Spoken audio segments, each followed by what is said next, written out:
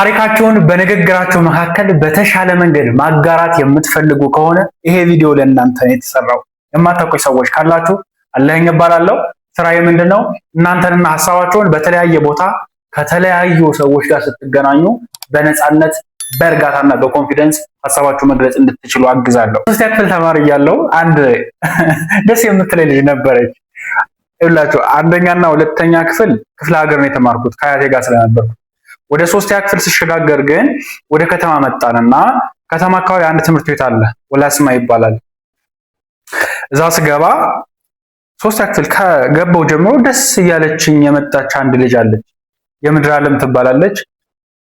አጭር፣ ቀይ፣ ወፈር ያለች ነች እና አብረን እየተማርን ሄደን አምስተኛ ክፍል ላይ አቀማመጣችን እንዴት ነው? ስምጠራችን አለች። እሷ ሙሉ ተማሪውን ከፍተኛ፣ መካከለኛና ዝቅተኛ ብላ ከፈለችው። እንደዛ ነው። ከፍተኛ ተማሪዎች በአንድ ላይን ነው ያሉት። በአንድ እንዴት ነው ይሄ? በአንድ ሮ አሉ። መካከለኛ ተማሪውም እንደዛው፣ ዝቅተኛ ተማሪውም እንደዛው እና መካከለኛ ጋር ነው ብያችኋለሁ። ጥግ ዳር ነው እንደዚህ ከግድግዳው ጠጋ ብዬ ነበር የተቀመጥኩት። አስተማሪ የለም። ተማሪው እየረበሸ ነው፣ ያወራል ተማሪው። አለቀው ደግሞ እረፍ፣ አትረብሹ፣ አርፋችሁ አንብቡ እያለ ነው። ማንም እየሰሙ ያለ ሰው የለም። እኔ ምንድነው የዛን ቀን የፈለኩት ምንድነው ደስ ስላለችኝ ደስም ስለምትለይ በቃ መጽሐፍ ፈለኩ ደብዳቤ እና እንደዚች አይነት ራሴ ያዘጋጇት ሳይዟ ይቺ ነው የምታከለው ራሴ ሰፍቼ ምናምን ያዘጋጇት የደብዳቤ መጽሐፊያ ብዬ ከቤት አዘጋጅቼ በቦርሳ ይዤ ነው የመጣሁት። ቦርሳ ውስጥ አለች እሷ። ከዛ በቃ መጽሐፍ ፈለኩኝ። ለምን የምድር ዓለም ደስ ትለኛለች ከሴቶቹ፣ እኔ መካከለኛ ጋር ነው ያለሁት። እሷ እዛ ከሴቶቹ ጋር ጓደኞቹም አሏት፣ አንድ ሰፈር ናቸው። ከስምጠራችንም ጋር አንድ ሰፈር ናቸው ሴቶቹ በሙሉና በቃ ደስ ትለኛለች እያየኋት ምናምን መጽሐፍ ፈለኩኝ ማለት ነው። ከዛ በኋላ የደብዳቤ መጽሐፊያን አወጣኋትና ከአጠገቤም ያሉት ልጆች እንዳያዩኝ ተደብቄ ነው ጠረጴዛ ስር ልክ እንደዚህ አወጣሁ። እስክሪብቶን የሚያስኩኝ በጣም ተጠንቅቄ ነው። ለምን ማንም ማየት የለበትም፣ እኔ ብቻ ነኝ የማውቀው ይሄን ነገር። ልጅቷ ራሱ ደስ እንደምትለኝ እኮ አታውቅም። ዝም ብለን እኮ ነው ደስ እንደምትለኝ ግን እሷም አታውቅም። እኔ ብቻ ነኝ የማውቀውና ተደብቄ፣ አስተማሪ የለም፣ ሁሉም እየረበሸ ነው፣ እያወራ ነው። እኔ ግን መጽሐፍ ነው የፈለኩት። ከዛ መጽሐፍ ጀመርኩ። ምንድነው የሚለው? የምድር ዓለም እወድሻለሁ። ከዛ ባልጠበቅኩት አጋጣሚ ባልጠበቅኩት መንገድ አለቃው ቆሞ አትረብሹ እያለ ነበር አይደል? አላየሁትም። ከኋላ መጥቶ የደብዳቤ መጽሐፌን ነጠቀ፣ ወሰደ። የዛኔ ክውን ያልኩት ገመናዬ ሊወጣ ነው። ወሰደውና አነበበው። በጣም ደነገጥኩኝ። ነኝ የልብ ምቴ በጣም መምታት ጀመረ። ልዋረድ ነው ወይኔ? ለምን ጓደኞቹ ሊሰሙ ነው? ሙሉ ተማሪው ሊሰማ ነው? አስተማሪዎቹ ሊሰሙ ነው? በቃ ወይኔ አለቀልኝ። አሁን ቤተሰብ ጋር እንዲህ በቃ በጣም ፈራው፣ በጣም ከበደኝ፣ ጨነቀኝ በወቅቱ። ከዛ ብዙ ሳይቆይ አለቃው ለተማሪዎቹ በሙሉ አዳረሰው፣ ተናገረ። ከዛ በቃ እኔ እንዴት ልቀመጥ እዛ ክፍል ውስጥ? በቃ ጨነቀኝ። ልጅቷ ማልቀስ ጀመረች። ለምን እንደዚህ በቃ ደበራት። እሷ እኮ አታውቅም ነበረ የምድር ዓለም እወድሻለሁ የሚል ደብዳቤ የጻፈ። ከዛ እሱን አለቀው ወሰደው፣ አነበበው፣ ለሙሉ ተማሪው አዳረሰው። ልጅቷ ስቅስቅ ብላ ጓደኞቿም አይዞሽ እያሏት ግን በቃ ማቆም አልቻለችም፣ አለቀሰች። ከዛ የባስ ብሎ ለማን ቢናገር ጥሩ ነው? ላስተማሯ ለስምጠራችን ተናገረ። እሷ ረዘም ያለች ቀጭን ሴት ነች። ክላሱንም በዛ ከፍተኛ፣ መካከለኛ፣ ዝቅተኛ ብላ ከፈለችው እሷ ነች። ከዛ አስተማሪዋ ገባች ክፍል። ተማሪው ሙሉ ሰምቷል። ጸጥ አለ። ስትገባ ልጅቷ እያለቀሰች ነው። ከዛ እናውጣ አለች።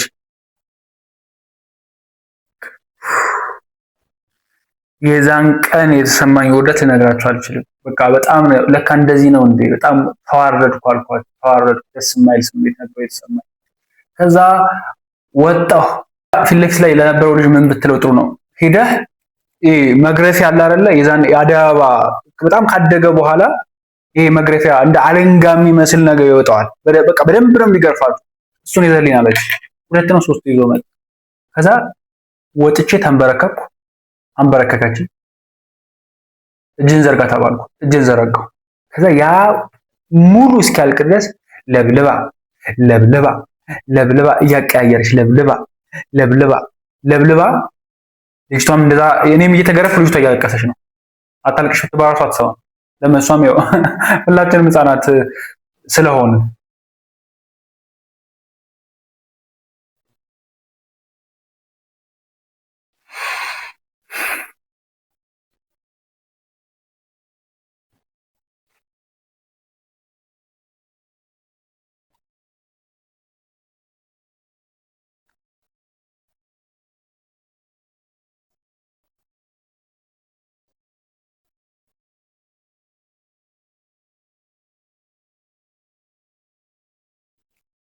ያው ሁለታችንም ልጆች ስለሆንን ነው። ከዛ ይቅርታ ጠይቃት አለችኝ። አንተን እያስለቀስካት ያለው ስለዚህ ይቅርታ ጠይቃት አለችኝ። ከዛ በጣም ይቅርታ አልኩ። የምድሬን ነው የምላችሁ እንዴት አይነት ስሜት እንደተሰማኝ። ይኸው እሷ ፊት ለፊት ያለችው እኔ ተንበርክኬ ተገርፌ ከጨረስኩ በኋላ ይቅርታ ጠይቃት ተባልኩ። ከዛ ይቅርታ አድርጊልኝ በቃ እሺ ይቅርታ ምናምን አለ። ይቅርታ አልኩ። እንደዚህ ማለት ተማሪው እንዲስቅብሽ እንዲያወራብሽ ስላደረኩ ማለት ነው። በቃና የዛን ቀን የተሰማኝ ስሜት የተሰማኝ የውርደት ስሜት ልነግራችሁ አልችልም። ለምንድን ነው ይህን ታሪክ እየነገርኳችሁ ያለሁት? ልጆች ሆነን የሚፈጠሩ እንደዚህ አይነት አጋጣሚዎች ሙሉ እድገታችንንም አድገንም ቢሆን ህይወታችን ላይ የሆነ ተጽዕኖ ያሳድሩብናል። አስተውለን ወደኋላ ተመልሰን አሃ ይሄ ሊሆን ይችላል ስለዚህ ልቀይረው እስካላለን ድረስ እኔ አሁን ለረጅም ጊዜ 7-8 ክፍልም እያለሁ ሃይ ስኩልም ከገባሁ በኋላ ኢቭን ዩኒቨርሲቲም ገብቼ ከሴቶች ጋር በዚህ መንገድ ኮሚኒኬት ለማድረግ በዚህ መንገድም ባይሆን ከሴቶች ጋር ምቾት እየተሰማኝ ለማውራት በጣም የሚቸገር አይነት ልጅ ነበርኩ። የሚቸገር አይነት ሰው ሆንኩኝ። እንደዚህ ስሜት ራሱ እንዲኖረኝ አልፈልግም። በቃ ትምህርቴ ጋር በቃ ይሄ ነገር ጥሩ አይደለም የሚል ነገር እዛ ጋር ተማርኩኝ። ለካ ቅጣት አለው። ለምን የዛኔ 3ኛ ክፍል 5ኛ ክፍል አይደለ ልጆች ነው ሁላችንም። የዛኔ እንደዛ ስደበደብ የዛኔ እንደዛ ስቀጣ ለካ እንደዚህ ማሰብ ጥሩ አይደለም። ለዚህ ይሄ ነገር ጥሩ አይደለም ቅጣት አለው ማለት ነው። እሱን ነው የተማርኩት እኔ። ከዛ አድጌም ግን እንደዛ እንዳላስብ በዛ መንገድ እንዳላወራ ኢቭን ማውራት ኖርማል ንግግር ላይ ራሱ ከሴቶች ጋር ከወንዶች ጋር ይሻላል እንጂ ሴቶች ጋር በቃ ምቾት አይሰማኝም። ከነሱ ጋር በነፃነት ማውራት ይከብደኛል እስካሻሽለው ድረስ ማለት ነው። አሁን ላይ ኮሚኒኬት ማድረግ እችላለሁ፣ ችግር የለብኝም። ግን ያንን ነገር አስተውዬ ለምን ኮሚኒኬት አላደርግም? ምን ችግር አለው? አሁን ያ ቅጣት እኮ አይመጣም፣ ልቀጣ አልችልም። ማንም የሚቀጣኝ ሰው የለም። በነፃነት ለምን ማላወራው? እየፈራውም ቢሆን ማውራት ጀመርኩኝ። ስለዚህ አሁን ተስተካከለ ማለት ነው። ስቶሪውን ሰምታችሁታል አይደለ? አሁን ሁለት አይነት ጆርኒ ነው ያለው። the heroes two journeys ይባላል። አንደኛው ነገር ይሄ አለህኝ ይሄን ደብዳቤ መጽሐፍ ነው የፈለገው ይጽፈዋል አይጽፈውም የሚለው ነው። ለምን መጀመሪያ ላይ ፍላጎቴን ነግራችኋለሁ እና ባለፈው እንደተናገርነው የትኛውም አይነት ስቶሪ ፍላጎት አለው ብያችኋለሁ። ዲዛየር አለው አይደለ? 3 ዋና ኤሌመንቶች አሉት ስቶሪ ብለናል። የመጀመሪያው ዲዛየር ነው፣ ፍላጎት አለው። ካራክተሩ ወይም የስቶሪው ባለቤት የሆነ ነገር ማምጣት ይፈልጋል ወይ ከህመም ለመራቅ ነው፣ ፍላጎት አለ ማለት ነው በአጠቃላይ። ከዛ በኋላ ካራክተሩ አለ ሰውየው። ከዛ ኮንፍሊክት አለ። ኮንፍሊክት ማለት ግጭት ያጋጥማል፣ ችግር ያጋጥማል። ያንን ዲዛየር ያንን ፍላጎት በማሳካት ጉዞ ውስጥ ማለት ነው። ለዚህ እኔ ፍላጎቴ ምን ነበር መጀመሪያ ላይ ልጅቷ ደስ ስለምትለኝ ደብዳቤ በቃ ተማሪው እየረበሸ ነው እኔ ቁጭ ብዬ እስኪ ደብዳቤ ልጻፍ፣ እሱ ነበረ ፍላጎቴ። ከዛ ተሳካም ጻፍኩት፣ ግን ግጭት ገጠመኝ፣ ችግር መጣ። ባላሰብኩበት መንገድ አለቃው መጥቶ ያንን የደብዳቤ ነጠቀኝ። የዛኔ ችግር ተፈጠረ። ሙሉ ተማሪው ሰማ፣ ችግር ነው። እኔ ተዋረድኩኝ። እኔ ጥሩ ስሜት አልተሰማኝም።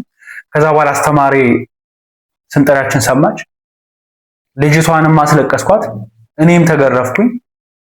ይሄ ሁሉ ነገር ችግር ነው። ከዛ ግን ከችግሩ በኋላ ሌላ ሁለተኛው ጆርኒ ምንድነው? ለውጥ አለ ወይ ነው።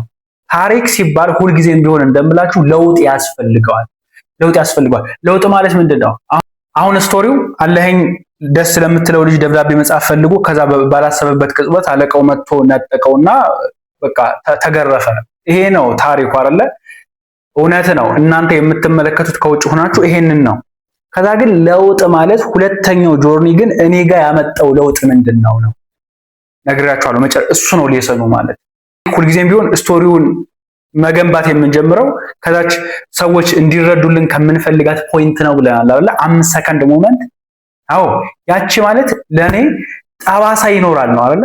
ጠባሳ ያሳድርብናል። አንዳንድ እንደዚህ አይነት አጋጣሚዎች ልጅነታችን ጋር የሚፈጠሩ ጠባሳዎች ይቀጥላሉ፣ ህይወታችን ላይም በሆነ መንገድ ይጋባሉ፣ ህይወታችን በሆነ መንገድ አፌክት ማድረግ ይችላሉ ነው።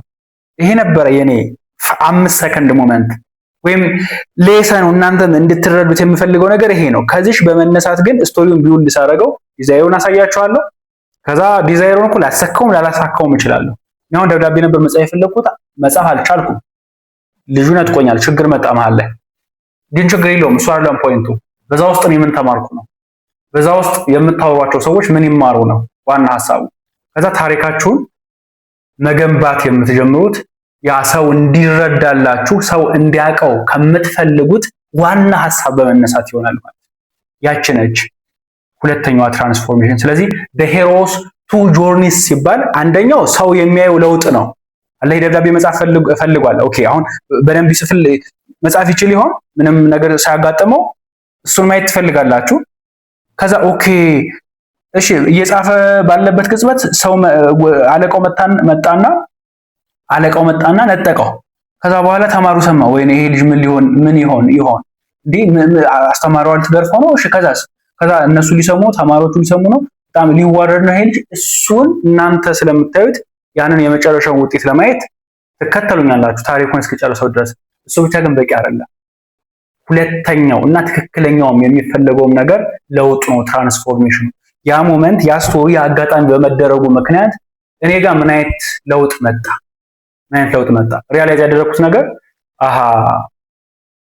እኔ ጋር ያ ነገር በመፈጠሩ ምክንያት ከሴቶች ጋር ነፃ ሆኜ ማውራት እንዳልችል አድርጎኛል። ስለዚህ ይህን ነገር መቀየር አለብኝ አልኩኝ። እሱ ነው እኔ ጋር ያለው ለውጥ። ስለዚህ ለእናንተ ከዚህ ቪዲዮ እንድትረዱ የምፈልገው ነገር ምንድነው? በተቻለ መጠን ታሪካችሁን ክራፍት ስታረጉ ሰው ሊማር ፍላጎታችሁን አለ እንዲህ ማድረግ ፈልጌ ነበር እንዲያደረኩ ጥሩ ነው፣ እሱን እሰማሃለሁ። ግን ከዛስ እሱን በማድረግ ምክንያት እኔ ምን ልማር? ምን የተማርከው ምን አንተ ጋር የተለየ ለውጥ አመጣ ያ አጋጣሚ? እሱስ ምን አይነት ነገር እኔ ሊያስተምረኝ ይችላል? እሱን ነው እንድትነግረኝ የምፈልገው። ከሱ ተነሱላችሁ። በአጠቃላይ መድረክ ላይ ወጣችሁ ሐሳባችሁን የምትገልጹበትን አቅማችሁን ማሳደግ የምትፈልጉ ሰዎች ከሆናችሁ ትክክለኛ ቦታ ያላችሁ ቻናሉን ሰብስክራይብ በማድረግ ቤተሰቡ ነው። ሌላ ቪዲዮ እስክንገናኝ ድረስ ቻው።